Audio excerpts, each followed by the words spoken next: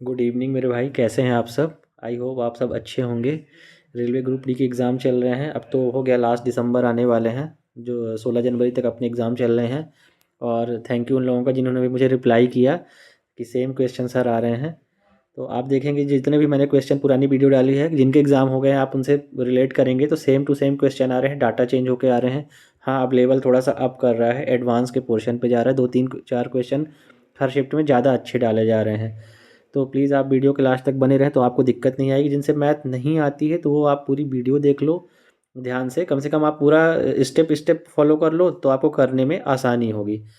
तो ठीक है, टारगेट क्वांट मैथ्स विश्व शुभम में आपका स्वागत है। प्लीज़ कोशिश करना कि लाइक और शेयर कर दो और वीडियो को ध्यान से देखना है ना। फिर इसके बाद मैंने एसएससी जीडी की भी सीरीज़ चालू की है, जो कि मैं स्टार्टिंग नंबर सिस्टम से कर रहा हूँ। तो अगर आप भी फॉर्म डाल रहे हैं या जीडी में जाना चाहते हैं, उसका एग्ज़ाम देंगे, तो प्लीज़ आप फॉलो कर सकते हैं। या किसी भी एग्ज़ाम को देना है तो बेसिक से मैंने स्टार्ट किया है, तो आप उसको जाके देख सकते हैं। ठीक है, अपना क्वेश्चन स्टार्ट करते हैं हम। एक बेलन की त्रिज्या r है और ऊंचाई 12 है। इसे पिघलाकर दो शंकु कोण बनाए जाते हैं। पहले शंकु की त्रिज्या 3 सेंटीमीटर है और हाइट ऊंचाई 4 सेंटीमीटर है। दूसरे शंकु की त्रिज्या 6 सेंटीमीटर है और उसकी हाइट जो ऊंचाई है 8 सेंटीमीटर है। तो 2r का मान पूछा था हमसे। तो अब क्या स्टार्ट करेंगे, बेलन को भाई पिघला कर बना रहा है और क्या बना रहा है, कोण शंकु बना रहा है। तो जब हम किसी मतलब कि शेप को पिघला के दूसरा शेप बनाते हैं तो हम उनका आपस में वॉल्यूम बराबर करते हैं। तो यहाँ भी वॉल्यूम आयतन बराबर करेंगे। तो आयतन क्या होता है, बेलन का आयतन होता है, वॉल्यूम होता है पाई आर स्क्वायर एच होता है, जो कि इक्वल होगा हमारे शंकु के आयतन के, है ना। शंकु का आयतन क्या होता है, वॉल्यूम क्या होता है कोण का, 1/3 पाई आर स्क्वायर एच, ठीक है ना। अब दूसरे का भी होगा 1/3, क्योंकि दो कोण बना रहे हैं, 1/3 पाई आर स्क्वायर। अब आर को ये मान लो R1 स्क्वायर है, दो है ना, ये R2 स्क्वायर एच कर लिए। मैं आपको स्टेप बाय स्टेप समझा रहा था इसलिए। अब इसको 1/3 आप यहाँ पे कॉमन लेंगे, 1/3 पाई कॉमन ले लेंगे, है ना। तो बचेगा अंदर R1 square H plus R2 square H, ठीक है ना, क्योंकि दोनों की हाइट अलग अलग है। एच को H1 कर लो, इसको H2 कर लो, क्योंकि अलग अलग हाइट है। अब क्या करेंगे, थिकनेस मैं इसकी कम कर लूँ। तो ठीक है, अब इसको रख देते हैं यहाँ पे। पाई आर स्क्वायर वॉल्यूम का क्या है पहले, वॉल्यूम की त्रिज्या r ही है और हाइट 12 है, तो हम इसको लिख लेंगे पाई, इसकी r ही है तो r स्क्वायर इंटू हाइट 12 है किसकी, बेलन की। अब यहाँ पे शंकु की तो 1/3 पाई कॉमन ले लेंगे। r पहले की क्या है, पहले शंकु की आप त्रिज्या देखेंगे यहाँ पे तो त्रिज्या 3 है, तो R1 3 का स्क्वायर हो जाएगा 9 इंटू एच हाइट कितनी है 4, प्लस यहाँ पे दूसरे शंकु की त्रिज्या है 6, तो R2 हमारी इसकी रेडियस 6 हो गई, 6 का स्क्वायर 36 इंटू कर लिए हाइट इसकी 8 है। अब ठीक है, सॉल्व कर दो। पाई से पाई यहाँ पे कैंसिल हो गया और ये 9 4 जा 36 और 36 8 जा होता है 8 त्रिज्या और 6 48, 288 हो जाएगा, है ना। तो 288 और 36, 288 और 36, इसको पहले मैं यहाँ पे कर लूँ। पाई पाई हमारा यहाँ पे कैंसिल हो गया है, तो 12r स्क्वायर बराबर 1/3 पाई कॉमन इंटू ये हमारा हो गया, और 9 4 जा 36, तो 288 और 36 हो गया 324, ठीक है। 3 से ये हमारा कैंसिल की, सॉरी यहाँ पे पाई कैंसिल था ना, ऊपर ही हमने पाई कैंसिल कर दिया था। पाई को मैं हटा दूँ, यहाँ पे पाई नहीं है क्योंकि ऊपर ये पाई कट गया, पाई से पाई का मान। तो 324, तो ये बन जाएगा, इससे 3 से कैंसिल किए ये वाले 3 से, तो ये 108 हुआ। अब यहाँ 12 से करेंगे तो 9 बार जाएगा, 12 नंबर ये 108। तो आर स्क्वायर बराबर जब 9 आ गया, 9 आ गया तो आर की वैल्यू हमारी 3 आ गई। तो 2r की वैल्यू 2 इंटू 3 6 हमारा आंसर है। एग्जैक्ट क्वेश्चन आया था भाई ये।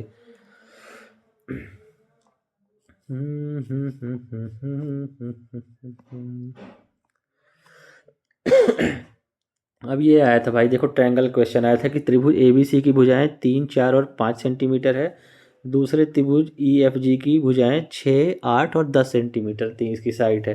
तो इनके क्षेत्रफल का रेशियो पूछा था। अब भाई देखोगे आप 3 4 5 क्या होता है, जिसको ट्रिपलेट पता है तो ये क्या है, राइट एंगल ट्रायंगल है। नहीं पता है तो आप चेक करोगे कि पाइथागोरस प्रमेय क्या कहती है कि कोई त्रिभुज है अगर, ठीक है ना, तो ये मान लो एल है, लेंथ है, ये बेस है ना, एल, और ये क्या है, ये हाइपोटेनियस कर्ण होता है, ठीक है।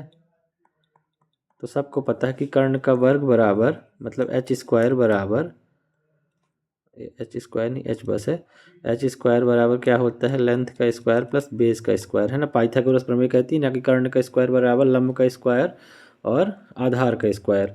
तो बस देखो 3 स्क्वायर 4 स्क्वायर करोगे तो 3 त्रिकाई 9, 4 चौक 16, 9 25 होता है, 25 5 के स्क्वायर होते हैं, तो ये राइट एंगल ट्रायंगल है। और ई एफ जी भी देखोगे तो राइट एंगल ट्रायंगल क्यों समझ में है, क्योंकि 3 का डबल 6, 4 का डबल 8, 5 का डबल 10, तो ये दोनों राइट एंगल ट्रायंगल। तो अपन देखते ही कह सकते थे कि जब इनकी भुजाओं का दोगुना हो रहा है ना, तो इनका जो एरिया भी होगा तो वो स्क्वायर होता है, किसी भी चीज़ एरिया में स्क्वायर में बढ़ता है। तो अगर इनकी भुजाएं 1:2 में है तो इनका एरिया का अनुपात आएगा 1:4 आ जाएगा, ठीक है ना। कैसे आएगा समझाता हूँ इसको, तभी आप भूल जाओ। देखो त्रिभुज का क्या होता है एरिया, 1/2 बेस इंटू हाइट, इसका बेस 3 है, इसकी हाइट 4 है, पहले वाले की ABC त्रिभुज की। दूसरे क्या होगा 1/2 बेस कितना है, मान लो कि 6, हाइट 8 मान लिए, ठीक है ना, 10 को इग्नोर कर दो, तो बस 1/2 से 1/2 कैंसिल, 4 3 12, 8 6 48, तो 1/4 आंसर आ जाएगा। ये सिंपल था, ठीक है। डायरेक्ट भी बता दिया कि जब भाई भुजाएं दोगुनी हो रही हैं तो एरिया क्या है, उसका स्क्वायर होता है एरिया। तो 1/4 इसका आंसर आ जाएगा। जिसको शॉर्ट नहीं समझ में आया तो 1/2 एरिया का फॉर्मूला लगा के निकाल लेना। देखो ये एल्जेब्रिक आइडेंटिटी पे बेस्ड क्वेश्चन था। अब ये क्वेश्चन क्या है, वैसे तो देख रहा है वो ना, हाँ। ये देखो यहाँ पे, यहाँ पे लिख लो, ये इतना है, और ए बी का भी मान, एक्स का मान बताइए, क्यों, जब ए बी बराबर 45 हो, ठीक है ना। ये 45 ए बी का मान दिया था, ठीक है। सॉल्व करते, क्वेश्चन में ये था। अब सॉल्व करोगे तो आप देखोगे इसको a प्लस बी का स्क्वायर सभी जानते हैं और a माइनस बी का भी स्क्वायर सब जानते हैं, लेकिन अगर इसको और टाइम बचाना है तो याद रखना a प्लस बी का whole square minus a minus b का होल स्क्वायर बराबर होता है 4ab। इसका डायरेक्ट होता है 4ab आता है, और अगर यहीं पे माइनस की जगह प्लस होता, a प्लस बी का whole square plus a minus b का होल स्क्वायर होता, तो उसका होता है twice of a square plus b square होता है। ये आप याद रखना, अगर यहाँ पे प्लस लगा के आ गया तो twice of a square plus b square आता। लेकिन अभी अपना a प्लस बी का whole square minus a minus b का होल स्क्वायर बराबर 4ab होता है। डायरेक्ट जिसको पता नहीं है तो ध्यान कर लो। अब सॉल्व करके देखो, देखो a का प्लस बी का स्क्वायर मतलब a square plus b square plus 2ab आया, ठीक है। अब माइनस करो, a का स्क्वायर यहाँ पे a स्क्वायर, अब माइनस बी का तो बी स्क्वायर, ए तो यहाँ पे माइनस हो जाता, भाई ब्रैकेट में रहेगा a square plus b square minus 2ab होता है, a माइनस बी का होल स्क्वायर। इसको ब्रैकेट खोलोगे तो ये माइनस a स्क्वायर, ये माइनस बी स्क्वायर, ये प्लस 2ab हो जाता। तो अब a स्क्वायर से a स्क्वायर ख़त्म, यहाँ पे b स्क्वायर रहा, अब b स्क्वायर से b स्क्वायर ख़त्म, ये प्लस 2ab और प्लस 2ab 4ab होती है। यही मैंने डायरेक्ट लिख दिया कि 4ab होता है। तो 4ab अपॉन 20x बराबर 81। अब ए बी का मान दिया था 45, तो यहाँ पे और आगे रख दिए अपन 4 इंटू 45, ए बी का मान रख दिए, 20x बराबर हो गया हमारा 81। तो 81 तो ये 9 से 5 बार जाएगा, 9 अपना 45, 9 नमा 81, और 5 से ये 4 बार, 5 चौक 20, 4 से ये 4 कैंसिल। तो x बराबर क्या आ गया, x बराबर आ गया 1/9 हमारा आंसर आ गया। मेन मेरा बताने का ये था, सिंप्लीफाई करना इसको कि डायरेक्ट इसका मान 4ab याद रखना, a प्लस बी का whole square minus a minus b का होल स्क्वायर, और अगर यहाँ पे प्लस होगा कहाँ पे, a प्लस बी का whole square plus a minus b का होल स्क्वायर क्या हो जाएगा, twice of a square plus b square. Future के लिए याद रखना। अब ये हाइट और डिस्टेंस का क्वेश्चन था, ठीक है ना। एक आदमी सड़क पर, ये भी आया है भाई, एक आदमी, मैं हवा में बात नहीं कर रहा हूँ, एक आदमी सड़क पर खड़ा हुआ है, वह सड़क पर लगे एक खंभे को ऊपर की ओर देखता है जिसकी हाइट 15 फीट है खंभे की। आदमी और खंभे के शीर्ष के बीच का उन्नयन कोण जो था 45 डिग्री बनता है। तो पूछा था इसमें इसमें पूछा था कि आदमी खंभे से कितना दूर है। इस क्वेश्चन का था कि आदमी खंभे से कितना दूर था, ठीक है ना। ये क्वेश्चन था, आदमी खंभे से कितना दूर था। जब क्वेश्चन में था कि ये खंभा है, ठीक है ना, सड़क पे लगा, मान लो ये खंभा है हमारा सड़क पे लगा, और ये आदमी खड़ा है, ठीक है ना। और यहाँ पे बोला है कि यहाँ से आदमी और खंभे के बीच जो है 45 डिग्री का कोण बनता है। जस्ट वेट, इसको मैं साफ सुथरा बना देता हूँ अच्छे से। क्वेश्चन मैंने कंप्लीट कर लिया है। तो आदमी खंभे से कितनी दूरी पे है, ये क्वेश्चन में पूछा है। तो आदमी की खंभे से दूरी पूछ रहा है। तो देखो इसमें ट्रायंगल बनता है, तो मैं बना के ही दिखा दूँ। Right angle triangles.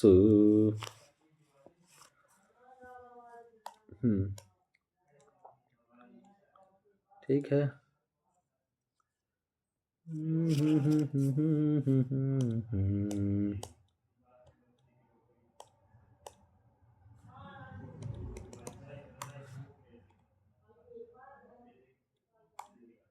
ये हुआ, ये खंभा हो गया हमारा, ये हमारे आदमी हो गए, ये हाँ।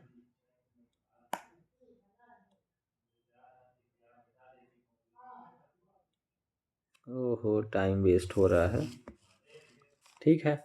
अब आप देखिए, तो ये हमारा खंभा हो गया, ये खंभा हो गया, इसकी हाइट दी है 15 फीट ऊंचा खंभा है, ठीक है। अब आदमी हमारा यहाँ खड़ा है, आदमी ये खड़ा है, तो ये इसका जो उन्नयन कोण यहाँ पे बनता है ये 45 डिग्री दिया है। अब आप देखो कि खंभे की क्या है, जो लंबाई होती है हमेशा वो सीधी होती है, एक सीधी रेखा को ही लंबाई मानी जाएगी। तो यहाँ पे 90 डिग्री का कोण बनेगा बेस और हाइट के बीच में। अब ये 45 डिग्री का कोण है, ये 90 हाइट है, तो ये बचा हमारा 45 डिग्री। और एक चीज़ याद रखना, जब 90 45 45 का बनता है राइट एंगल ट्रायंगल में, जब हमारा जो कोण है ये 90 है, तो यहाँ 45 45 का बनेगा। जब ये दोनों कोण बराबर हैं तो हमेशा भुजा का रेशियो 1:1 का बनता है ना। ये पाइथागोरस प्रमेय से आपको लगाओगे, वह 1 का स्क्वायर 2 का स्क्वायर 2 हो गया, तो ये √2 का बनता है। तो अब जब यहाँ पे 1/√2 का है, देखो ये 45 डिग्री का एंगल यहाँ हो गया, 45 डिग्री का एंगल वह यहाँ हो गया। तो जब 45 डिग्री के यहाँ सामने 15 फीट है, तो इस 45 के सामने भी 15 फीट होगा, और यही हमारा आंसर होगा, क्योंकि पूछा था आदमी यहाँ है और खंभे और आदमी के बीच की ये दूरी पूछा था, ठीक है ना। तो जब दो कोण बराबर हैं तो उनके सामने की भुजा भी बराबर होगी। तो जब पहले से दिया था खंभा 15 फीट का है, 15 फीट के सामने 45 डिग्री का एंगल आ रहा है, तो इस 45 डिग्री के एंगल के सामने भी 15 फीट हमारा आएगा 1/√2 के रेशियो से, पाइथागोरस प्रमेय से। जैसे मान लो ये लेंथ 1 है तो 1 का स्क्वायर, प्लस ये लेंथ 1 है तो 1 का स्क्वायर, बराबर ये हाइपोटेनस के स्क्वायर बनता है, तो h बराबर हो जाएगा √2 आ जाएगा, है ना। तो यही हमारा इसीलिए 1/√2 का रेशियो बनता है 45 45 90 के एंगल में। और हाँ एक चीज़ और याद रख के जाना, जब सेम क्वेश्चन दे दे और मान लो बोल दिया कि आदमी और खंभे के बीच में, या आदमी बिल्डिंग दे दिया यहाँ पे 60 डिग्री का अगर एंगल बन रहा है, तो स्वाभाविक सी बात है ये तो 90 ही होगा, क्योंकि एक सीधी रेखा है, बिल्डिंग है, खंभा है, तो झुका हुआ तो होगा नहीं, वो सीधा ही होगा। तो जब ये यहाँ 90 डिग्री का कोण है और 60 डिग्री का उन्नयन कोण बन रहा है, तो बचता है हमारा 30 डिग्री, क्योंकि 180 अंश का होता है त्रिभुज। तो इनका रेशियो जो बनता है याद रखना, 30 डिग्री के सामने 1, 60 डिग्री के सामने 2, 1/√3 का बनता है ना। 1/√3 और 2, ये साइड का रेशियो रहेगा, है ना। 60 डिग्री के सामने √3, 30 डिग्री के सामने 1 और 90 डिग्री के सामने 2, ये हमेशा इनका साइड का रेशियो बनता है। क्यों बनता है, जब √3 का आप स्क्वायर करोगे, √3 का स्क्वायर प्लस 1 का स्क्वायर बराबर ये हाइपोटेनियस का स्क्वायर पाइथागोरस प्रमेय से, 2 का स्क्वायर, तो देखोगे 3 का स्क्वायर 3, 1 का स्क्वायर 1, 2 का स्क्वायर 4, तो ये 3 + 1 4 और 4 बराबर हुआ, तो ये हमारा मतलब कि रेशियो सही है। तो 1/√3 का रेशियो बनता है, 60 के सामने √3, 30 के सामने 1, 90 के सामने 2। तो ऐसे ही क्वेश्चन में अगर डाटा चेंज कर दिया, एंगल ऑफ एलिवेशन जो है उन्नयन कोण 45 डिग्री से 60 कर दिया, तो 1/√3 का रेशियो बनेगा। बस इसको रट के जाओ, इसी में वैल्यू रख देना, काम हो जाएगा। बस एंगल याद रखो कौन कहाँ से वे है। ज़्यादा डिटेल बताने का टाइम नहीं है ना कि आपको बता पाएँ। दो ट्रेनें देखो समान लंबाई की है और एक ही दिशा में चल रही हैं। पहली ट्रेन की गति 68 किलोमीटर है, दूसरी ट्रेन की गति 104 किलोमीटर है। दूसरी ट्रेन पहली ट्रेन को 66 सेकंड में पार कर जाती है। तो प्रत्येक ट्रेन की लंबाई बताना है। अब क्या है भाई, दोनों ट्रेन समान लंबाई की हैं, तो मान लो एक ट्रेन की लंबाई x है तो दो की 2x हो गई, ठीक है। 66 सेकंड में पार कर जाती हैं। पार करना मतलब डिस्टेंस ट्रेवल कर गई है ना। याद रख, ये आपको मैंने बताया इसके पहले वीडियो में, जब ट्रेनें दोनों सेम दिशा में चल रही हैं तो इनकी आपस में स्पीड जो है माइनस हो जाती है, ठीक है। डिस्टेंस तो दोनों की जुड़ेगी, दोनों ट्रेन की लंबाई जुड़ती है, लेकिन इनकी स्पीड घट जाती है कब, जब ये सेम डायरेक्शन में जा रही हैं। और जब ट्रेन अपोजिट डायरेक्शन में, एक इधर जा रही है एक इधर जा रही है, तब डिस्टेंस तो दोनों की प्लस ही होगी, प्लस स्पीड भी प्लस होगी, है ना। अपोजिट डायरेक्शन में डिस्टेंस प्लस स्पीड प्लस, और सेम डायरेक्शन में डिस्टेंस तो प्लस ही होगी लेकिन स्पीड आपस में माइनस हो जाती है। ये याद रखना कॉन्सेप्ट। तो अब डिस्टेंस कितनी है दोनों ट्रेनों की, एक्स एक्स है तो डिस्टेंस हमेशा प्लस में ही रहती है, दोनों की जुड़ जाती है। अब सेम डायरेक्शन में ट्रेन जा रही थी, इनकी स्पीड आपस में माइनस होगी, तो क्या होगा, समय टाइम दिया 66 सेकंड, टाइम बराबर क्या होता है, डिस्टेंस अपॉन स्पीड होती है, ठीक है ना। अब डिस्टेंस हमारी कितनी है, दोनों ट्रेनों की डिस्टेंस मिला के 2x हो गई, क्योंकि समान बोला है, दोनों ट्रेनों की लंबाई समान है। तो समान है तो एक की लंबाई x है तो दो ट्रेन की लंबाई 2x हो गई, दिशा में चल रही हैं। अब ठीक है ना, टाइम दिया है हमको 66 सेकंड में पार करती हैं। स्पीड हमारी क्या है, एक की 68 किलोमीटर पर आवर है और दूसरे की 104 किलोमीटर आवर है। तो मैंने क्या बताया, क्योंकि ट्रेन समान दिशा में चल रही हैं तो इनकी स्पीड माइनस में होगी। तो 68 में 104 माइनस करोगे तो कितना आएगा, 32×4 36 आ गया, ठीक है, 36 किलोमीटर पर आवर। अब याद रखना एक चीज़ ध्यान रखना, टाइम हमारा दिया है सेकंड में, 66 सेकंड है, ठीक है। स्पीड हमारी ये कितनी घट के आई, किलोमीटर पर आवर आई, ठीक है ना, किलोमीटर पर आवर आई हमारी स्पीड। अब स्पीड किलोमीटर पर आवर में है, टाइम सेकंड में है, तो कैसे मैनेज होगा, नहीं होगा ना, क्योंकि किलोमीटर पर आवर है और ये 66 सेकंड है। तो मैंने आपको पहले बताया था, जब स्पीड है, स्पीड अगर किलोमीटर पर आवर में है, इसको स्पीड पूरा लिख दो, इसको मीटर पर सेकंड में लाने के लिए क्या करते हैं, किलोमीटर पर आवर में गुणे 5/18 से गुणा कर देते हैं, तो ये स्पीड हमारी मीटर पर सेकंड में कन्वर्ट हो जाती है कि इतने मीटर पर सेकंड चलता होगा जब इतने किलोमीटर पर आवर चलता है, तो ठीक है। तो 2x हमारी डिस्टेंस सेम रहेगी। अब 36 किलोमीटर पर आवर को 36 गुणे 5/18 से गुणा कर देंगे तो हमारी ये अब स्पीड बन गई मीटर पर सेकंड में, तो हमारी 66 सेकंड में पार कर जाती है, ठीक है। तो कट्टम कुट्टी कर दो, 18 से 2 बार गया 36, अब 5 दूनी 10, 5 दूनी 10, तो 2x की वैल्यू आ गई 660, ये 10 उधर चला जाएगा तो 660 हो गई, तो x की वैल्यू आ गई हमारी 330। तो यही पूछा था कि प्रत्येक ट्रेन की लंबाई, तो 330 मीटर, 330 मीटर याद रखना है ना, दोनों 330 मीटर की है। याद रखना है भाई, किलोमीटर पर आवर में है तो 5/18 में गुणा करके मीटर पर सेकंड में ले देना, अगर जब टाइम सेकंड में दिया है, और अगर टाइम आवर में दिया है और स्पीड भी किलोमीटर पर आवर में दी है तो कोई चेंज नहीं करना है। और टाइम बराबर डिस्टेंस अपॉन स्पीड होती है, अगर यही स्पीड उधर चली आ गई, डिस्टेंस अपॉन टाइम हो गया स्पीड, बस इतना करना, दिमाग लगाना, इधर का उधर करना, मल्टीपल देख लेना, काम हो जाएगा। तो इतने ही क्वेश्चन थे भाई जो मुझे मिल पाए हैं, अच्छे क्वेश्चन, तो मैंने आपको करा दिया। और बाकी अगर जैसे ही मुझे कुछ क्वेश्चन मिलते हैं तो मैं आपको ज़रूर बता दूंगा। तो प्लीज़ आप कनेक्टेड रहें जब तक आपका एग्ज़ाम नहीं हो जाता। तो लाइक शेयर और फॉलो ज़रूर कर लेना। Thank you.